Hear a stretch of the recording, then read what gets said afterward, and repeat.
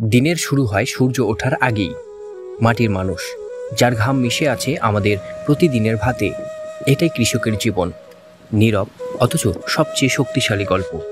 তারা কাজ করেন বৃষ্টি রোদের সাথে যুদ্ধ করে।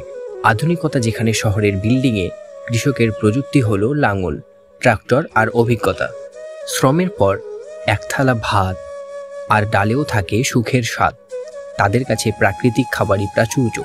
তাদের জীবন সরল কিন্তু আত্মিকভাবে ভরপুর। তবে এই সরল জীবনের মাঝেও আছে দুঃখ। ফসল ফলালেও ন্যায্য দাম মেলে না অনেক সময়। তবুও কৃষক আশা ছাড়েন না, কারণ তার হাতেই আমাদের আগামীকাল। এখনকার কৃষক চান তার সন্তান হোক শিক্ষিত, তবু মাটি যেন ভুলে না যায়, কারণ কৃষি আমাদের মূল, আমাদের শিকড়। আজকের প্রযুক্তি কৃষির চেহারা বদলাচ্ছে। ড্রোনে জমি পর্যবেক্ষণ, মোবাইলেই আবহাওয়া বার্তা।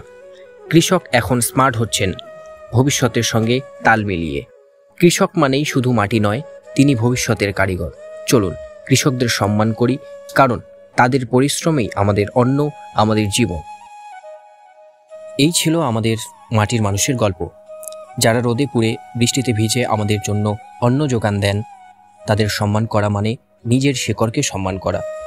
চলুন আমরা সবাই কৃষিকে ভালোবাসি আর কৃষকের পাশে থাকি, কারণ তারাই আমাদের ভবিষ্যৎ।